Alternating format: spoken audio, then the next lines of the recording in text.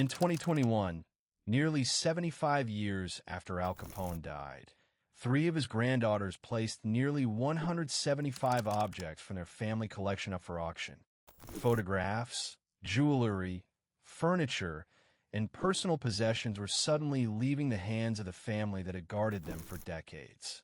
Among them was Capone's Colt .45 pistol. But the most revealing object was not a weapon. It was a handwritten letter sent by Capone to his only son from Alcatraz, where he called Sonny son of my heart. By then, the empire was gone. The man was gone, yet the family name remained.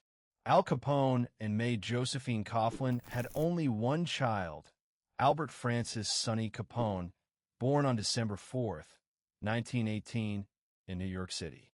Sonny was not born into an ordinary family.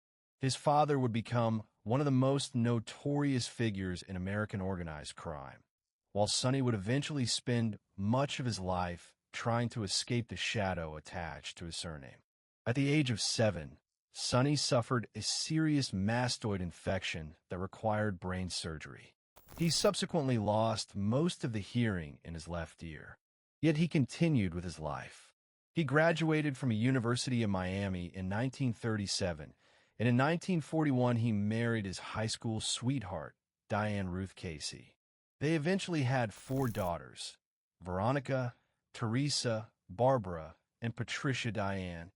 Then came January 25th, 1947. Al Capone died at his Palm Island home in Florida. His granddaughter Diane was only 3 years old when she said goodbye to him. For her, he was not simply the infamous man known across America. He was her grandfather. But the world outside the family remembered something else. The empire had fallen. The headlines had faded. The criminal world had disappeared. The Capone name had not. After Al Capone died on January 25th, 1947, his family did not inherit the empire that had made him famous. They inherited something less visible and, in some ways, harder to escape: his reputation. May Capone largely withdrew from public life. She had married Al on December 30th, 1918, and remained connected to him until his death nearly 29 years later. After that, she survived him by almost 40 years, finally dying on April 16th, 1986, in Hollywood, Florida, at the age of 89. Her son Sonny chose a different path. He had graduated from the University of Miami in 1937. 4 years later, in 1941, he married Diane Ruth Casey, his high school sweetheart. They eventually had 4 daughters, Veronica, Teresa, Barbara, and Patricia Diane. But the Capone name followed the family. And then, in 1960, the problem became public again. May, Sonny, and Al Capone's sister Mafalda Maritot sued the producers of The Untouchables. They sought $6 million in damages, arguing that the television series had humiliated the family and that Sonny's children were being mocked because of their connection to Al Capone. The courts rejected the claim. For the family, this was more than a legal defeat. It showed that Al Capone's story could still reach into their private lives 13 years after his death. The empire was finished, but the public fascination with its former leader had not disappeared. And then, 6 years later, Sonny made a decision that was far more personal than a lawsuit. In 1966, he changed his surname from Albert Francis Capone to Albert Francis Brown. He did not change the year he was born. He did not change who his father was. He could not change the memories his daughters had of their grandfather. But he could change the name written on his documents. There was a bitter irony here. Al Capone had spent years building a name powerful enough to be recognized across America. His only son eventually spent years trying to live without it. Yet Sonny's daughters still carried the family history. And the next chapter would take them farther from Florida, farther from their grandfather's world, and eventually toward California. By the time Sonny changed his surname in 1966, the Capone family had already been living with the consequences of AL's death for 19 years. The criminal organization associated with his name was no longer part of their daily lives.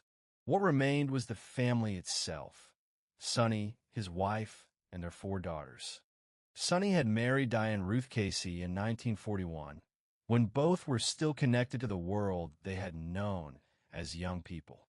They eventually had 4 daughters: Veronica, Teresa, Barbara, and Patricia Diane. For the children, their grandfather's reputation existed somewhere beyond ordinary family life. Al Capone had died on January 25th, 1947, when Diane was only 3 years old. She later remembered saying goodbye to him. That memory was personal, even though the outside world had turned her grandfather into a historical figure. But the family could not completely control how other people saw them. The problem had already become serious enough that in 1960 Capone, Sonny, and Mafalda Maritot sued the producers of The Untouchables. They demanded $6 million, arguing that the television portrayal had humiliated the family and that Sonny's children were being mocked because of their connection to Capone. The courts rejected the claim, so the family continued forward. Eventually, Sonny and Diane separated. His 4 daughters moved with their mother to Palo Alto, California, while Sonny remained in Florida for years. He continued visiting his daughters, but their lives were now divided by thousands of miles. Then, another loss changed everything. In 1986, Sonny's second wife died. His mother, May, died that same year, on April 16th, at the age of 89, in Hollywood, Florida. After those deaths, Sonny moved permanently to California to reunite with his daughters. The man who had once been Albert Francis Capone was now Albert Francis Brown, living far from the criminal world that had defined his father. Yet distance did not erase the past. The family still possessed photographs, jewelry, furniture, and other personal objects connected to Al Capone. These possessions had survived inside the family long after the man himself was gone. And one object was more personal than the rest: a handwritten letter from Al Capone to his only son, written from Alcatraz. Decades later, that letter would reveal a side of the family story that the headlines had never shown. By 1986, Sonny had returned permanently to California to be with his daughters. His mother, May, was gone. His second wife was gone, and Al Capone had been dead for nearly 40 years. But the family still possessed something that connected Sonny directly to his father: a letter. It had been written by Al Capone from Alcatraz, where he was serving his sentence. Unlike the television stories and newspaper accounts surrounding his name, this document was not about gangsters, money, or violence. It was personal. The letter was addressed to Sonny, Capone's only child. In it, Capone expressed his love and pride for his son and called him "son of my heart." That phrase would survive long after the rest of Capone's world had disappeared. Think about the contrast. Outside the family, Al Capone's name represented organized crime and one of the most notorious chapters of American criminal history. Inside this letter, however, he was writing to his son as a father. For Sonny, the letter was part of a relationship that existed long before the family possessions eventually reached an auction room. And then, decades passed. Sonny died in 2004. His 3 surviving daughters became custodians of many of Al Capone's possessions that had remained within the family. The objects had survived through another generation, even though the world that had produced them had vanished. Photographs remained. Jewelry remained. Furniture remained. Capone's Colt .45 remained. And the handwritten letter remained. The family now faced a decision about what to do with a collection that represented both a private inheritance and an extraordinary public history.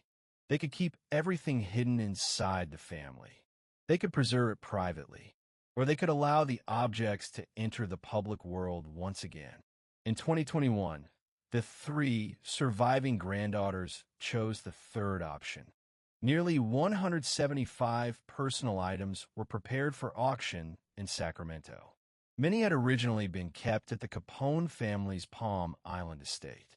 For the first time in decades, objects connected directly to Al Capone were about to leave the family that had preserved them. But there was something deeply ironic about what happened next. The family that had spent generations living with the consequences of the Capone name was now turning that same history into a collection that strangers could own. And on October 8th, 2021, the past finally went under the hammer. There was no law that confiscated the Capone family's property after Al Capone died. No government order expelled them. No decree forced them to abandon their homes. The pressure came from somewhere else. It came from the public image of Al Capone. In 1960, that pressure became impossible for the family to ignore. May Capone, Sonny, and A.L.'s sister Mafalda Maritot sued the producers of The Untouchables. They were seeking $6 million in damages. Their argument was personal. The television series had caused humiliation for the family, and Sonny's children were being mocked because of their connection to Capone. The courts rejected the claim, and then the family had to continue living with a reality that could not be settled in court. Al Capone had been dead since January 25, 1947. Yet 13 years later, his name was still powerful enough to become the center of a legal battle involving his widow, his only son, and his sister. For Sonny, the problem was particularly difficult. He had 4 daughters: Veronica, Teresa, Barbara, and Patricia Diane. They were growing up with a grandfather whose name remained famous, even though they had not created the reputation attached to it. The family could not control television programs. They could not control what strangers said. They could not control the fact that the surname Capone immediately reminded people of Al. But Sonny could control one thing: his own name. In 1966, he changed it from Albert Francis Capone to Albert Francis Brown. It was a remarkably simple act, a new surname on paper, but there was a bitter irony in it. Al Capone had spent his life making the name Capone impossible to ignore. His son eventually tried to make that same name disappear from his own identity. Yet the past remained inside the family. The photographs remained. The jewelry remained. The furniture remained. The letter from Alcatraz remained. And when Sonny died in 2004, his 3 surviving daughters inherited many of those possessions. They had inherited something their father could never completely escape: the physical evidence of their grandfather's extraordinary past. Years later, they would have to decide whether to keep that past private or finally sell it to the world. For Al Capone's family, the story after his death was not a story of one dramatic collapse. It unfolded across generations, through 4 daughters who inherited a grandfather they barely had time to know. Veronica, Teresa, Barbara, and Patricia Diane were born into a family whose most famous member had already become part of American history. Al Capone died on January 25, 1947. Diane was only 3 years old when she said goodbye to him. That detail matters. For Diane, the memory was not necessarily the image of a criminal empire. It was a childhood memory of her grandfather. Yet outside the family, the name Capone carried an entirely different meaning. And then, the family began moving away from the world associated with that name. Sonny and Diane Ruth Casey eventually separated. Their 4 daughters moved with their mother to Palo Alto, California, while Sonny remained in Florida for years and continued visiting them. Their lives were no longer centered on Chicago or the criminal world their grandfather had once occupied. The family was becoming geographically distant from its own history. But distance did not erase the connection. Sonny had already changed his surname from Capone to Brown in 1966. His daughters, however, still knew where their family history came from. Their grandfather's possessions remained part of that history. Photographs could preserve faces. Jewelry could preserve wealth. Furniture could preserve a home. And a handwritten letter could preserve a relationship. The letter from Alcatraz was particularly revealing because it showed Capone addressing his only son not as a criminal associate, but as a father. He called Sonny son of my heart and expressed his love and pride. That was the private side of the family story. But there was another side. In 1960, the family had already gone to court because they believed the untouchables had humiliated them and contributed to their children being mocked. The lawsuit sought $6 million, but the courts rejected their claim. The family therefore had no legal way to control the public image surrounding the Capone name. And this created a strange inheritance. The daughters inherited objects connected to their grandfather, but they also inherited the responsibility of deciding what those objects meant. When Sonny died in 2004, his 3 surviving daughters became custodians of many of the possessions. For 17 more years, the family kept them. Then, in 2021, they made a decision that would bring the Capone story back into the headlines. By 2004, the Capone story had already crossed 3 generations. Al Capone had been dead for 57 years, may have been gone for 18 years. Sonny had died, and his 3 surviving daughters had become custodians of many possessions that had remained inside the family. For those daughters, the objects were not simply antiques. They were evidence of a family connection that had shaped their lives. And then, in 2021, they made a decision that would bring their grandfather's name back into public attention. Nearly 175 personal items from the family collection were prepared for auction in Sacramento. The collection included photographs, jewelry, furniture, and other possessions connected to Al Capone. Among the most recognizable objects was his Colt .45 pistol.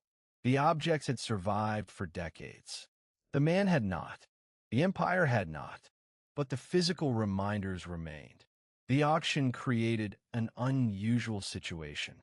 The Capone family was no longer trying to hide its connection to the past.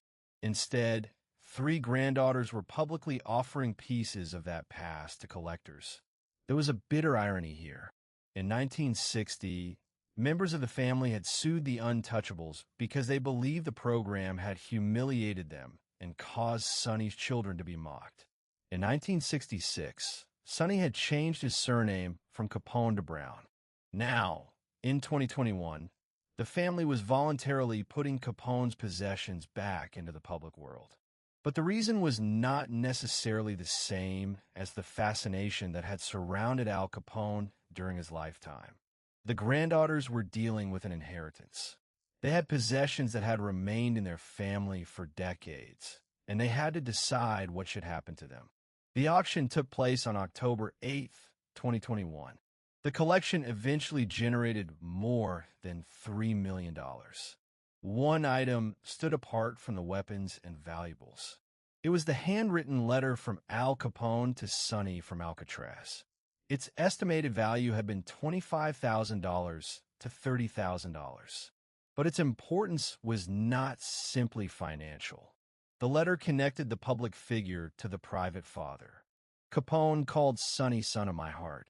For the family, that sentence represented something the newspapers could never fully explain. The gangster was gone. The empire was gone. But the relationship between a father and his only son had survived in ink. And now, even that private memory was leaving the family's hands. On October 8th, 2021, the Capone family's private history became public property. The auction in Sacramento brought nearly 175 objects connected to Al Capone before collectors and members of the public.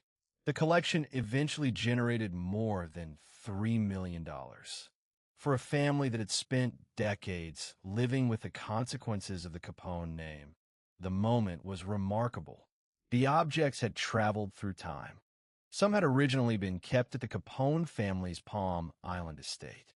They had survived Al Capone's death in 1947, May's death in 1986, and Sonny's death in 2004.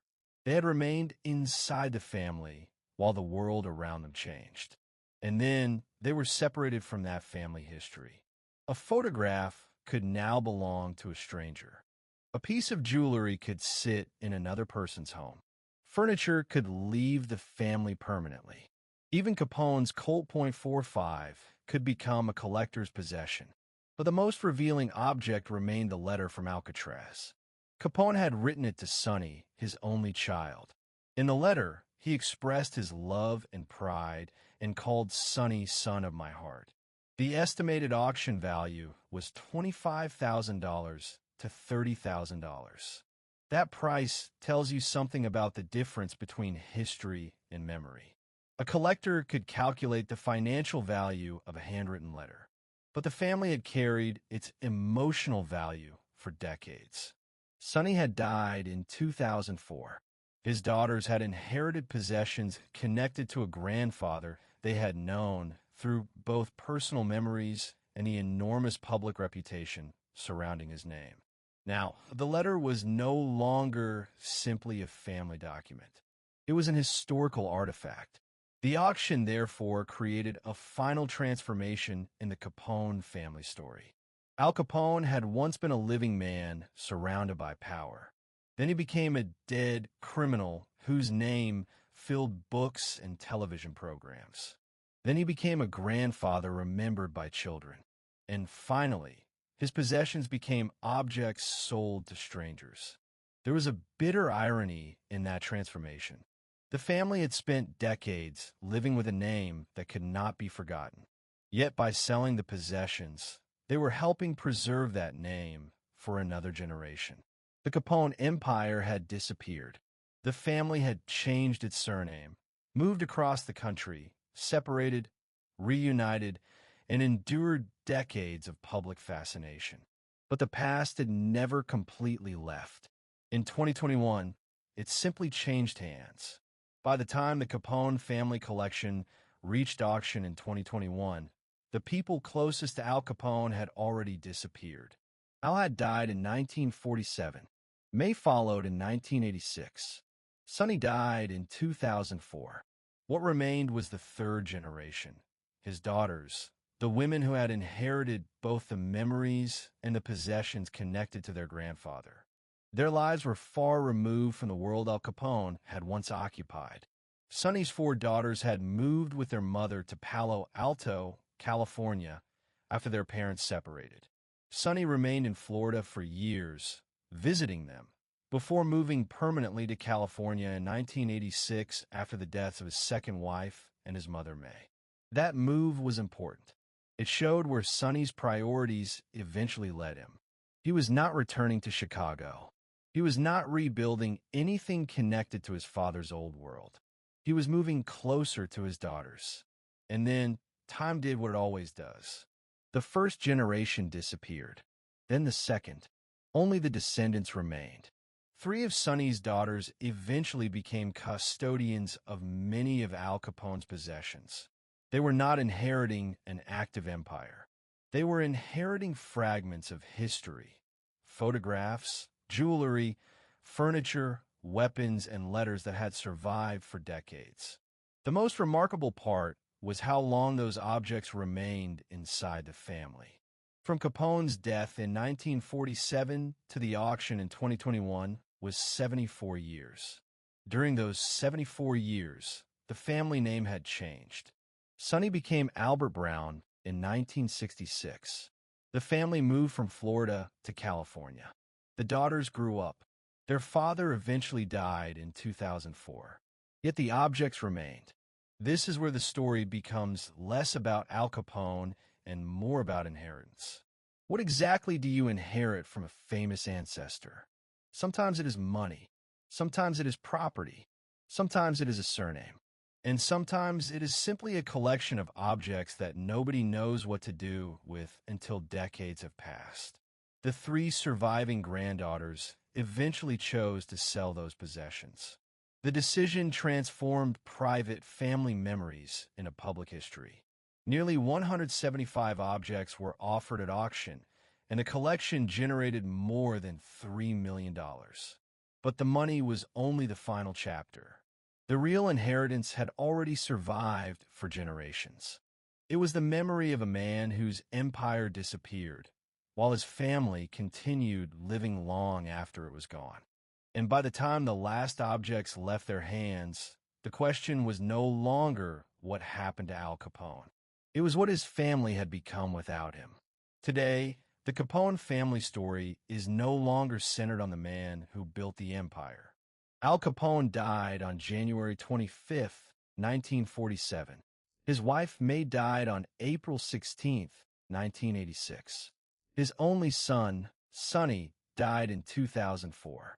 What remains are his descendants and the memories they carried for decades.